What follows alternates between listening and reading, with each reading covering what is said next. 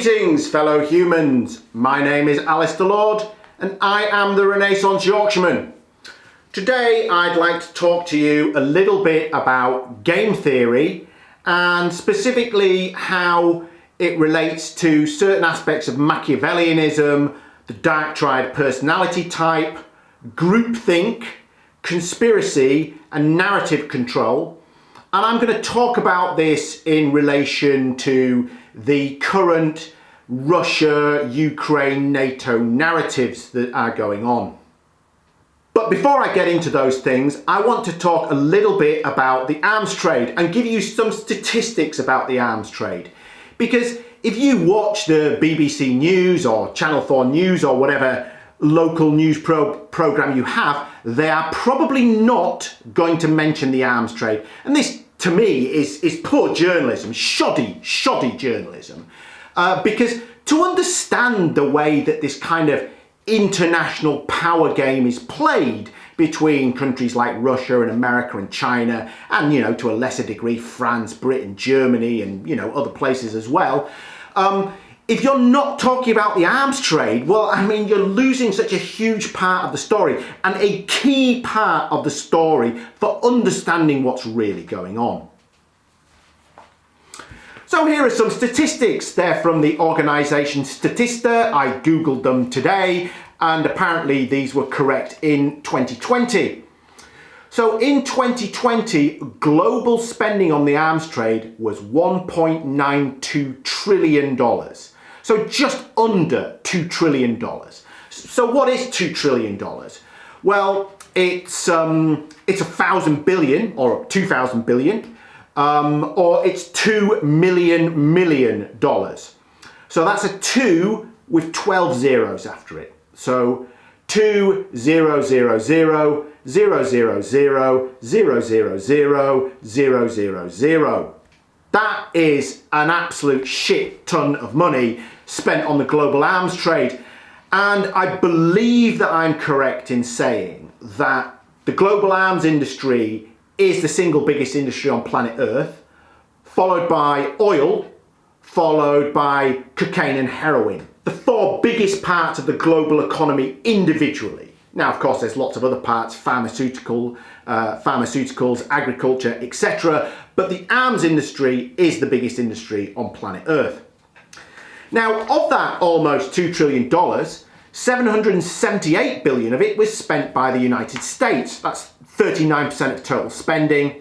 252 billion by China. That's about 12%. So over half of global arms spending just between America and China. Third place, we've got India on 73 billion. Fourth, we've got Russia on 61 billion. Fifth, the UK, 59 billion. Then Saudi Arabia on 57 billion. Germany, 53. France, 52. Japan, 49. And South Korea, 45 billion US dollars on arms spending. Those are the 10 biggest spenders. So America spends about 12 times more on arms spending and its military than does Russia. So bear that in mind when you're listening to this NATO, Ukraine, Russia narrative, because I think it's important. And also, something about the arms trade is to keep going, they need wars, right? It's not in the interest of the global arms trade to have global peace. It just isn't, because if every country was at peace, they wouldn't be able to sell any weapons. I mean, it's that simple. So something like the situation in Ukraine and whether there is going to be a war between NATO and Russia, the arms trade will be laughing because they'll get to sell more guns, more tanks, more aircraft, more missiles, etc, etc, etc, more torture equipment. So the next thing I'd like to talk to you about is narrative control. And I'm really going to talk about how I think the BBC functions on a certain level to a certain degree in certain situations. I don't think what I'm going to tell you is always true, but I think it's true in many situations, and I think this is one of the situations.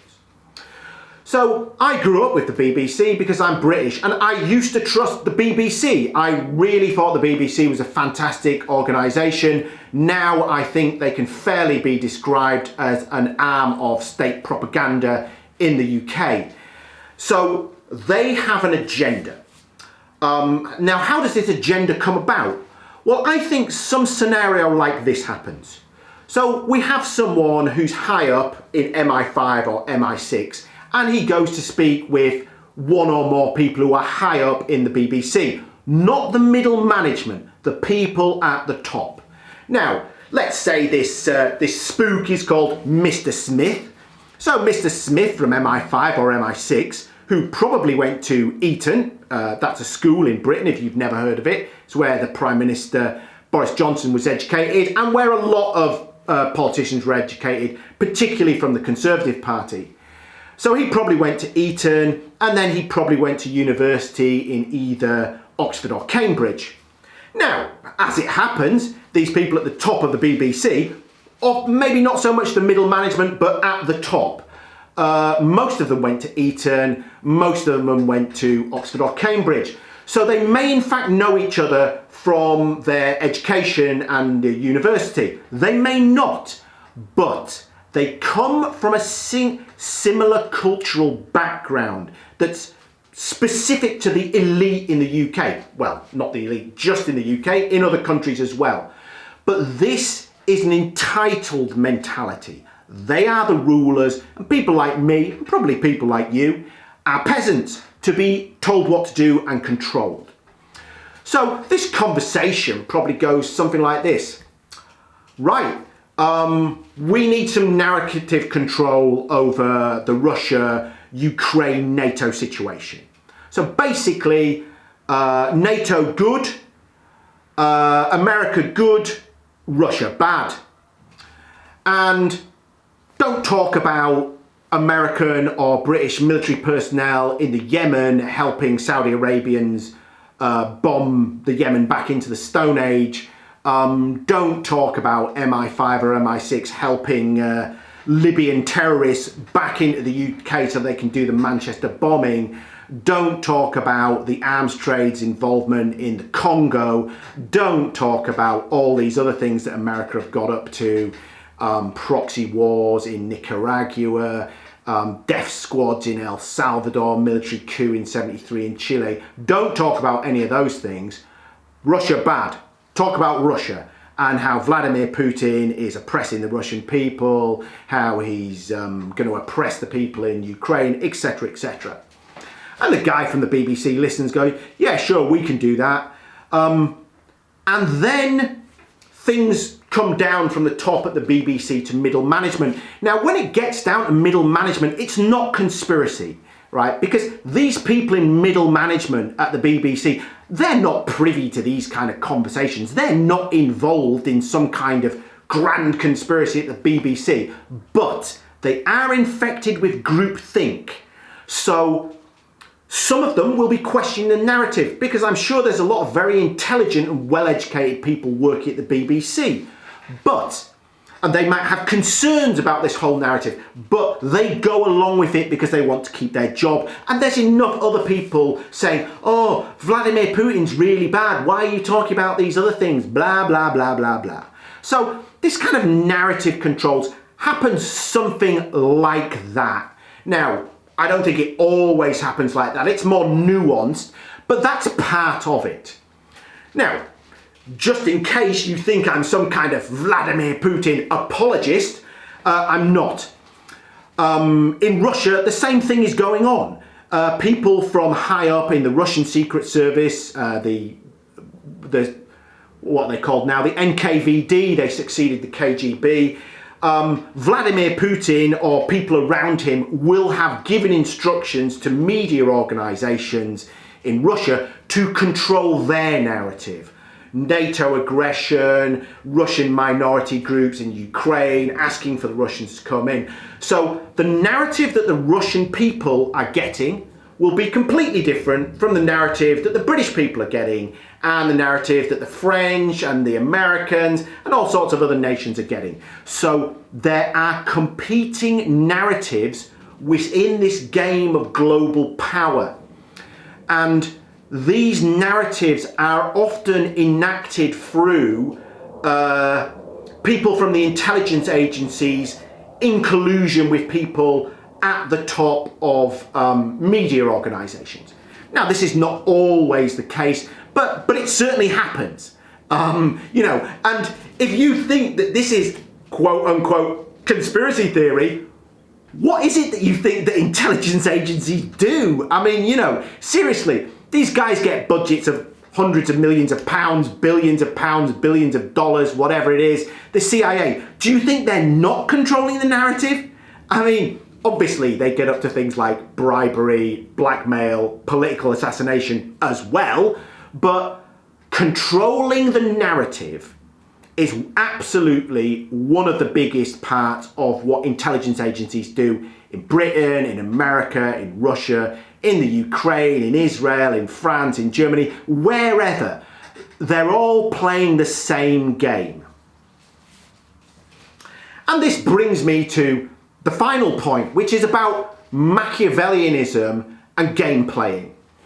Now, if you've read the book, The 48 Laws of Power by Robert Greene, you'll have a much better idea of what I'm talking about. And I absolutely cannot recommend that book enough. And this word Machiavellianism comes from the name, comes from this Italian diplomat called Niccolò Machiavelli. And he wrote a book called The Prince. And in many respects, The 48 Laws of Power is a kind of updating version of The Prince. And there are other classic works in this field, such as Sun Tzu's Art of War. So the thing about Machiavellianism is it's a set of strategies that an individual or a group can play when they're engaging with other humans, right? So it could be one-to-one, it could be groups to groups, you know, it could be a small segment of the population to the masses, right? There's different types of game that can be played.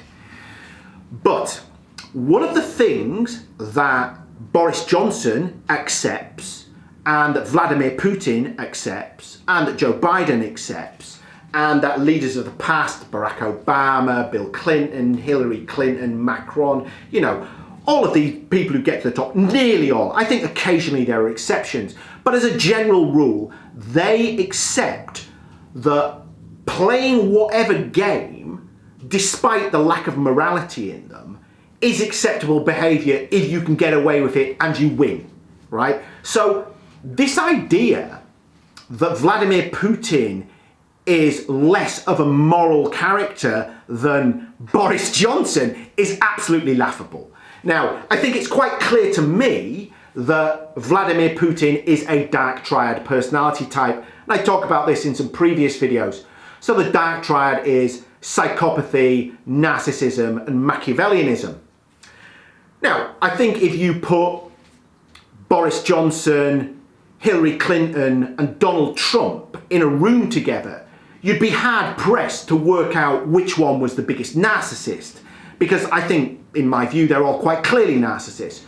But they're also willing to play this game, which could be described as evil by some people, whereby lying and targeted assassinations and bribery and blackmail are all acceptable behaviour.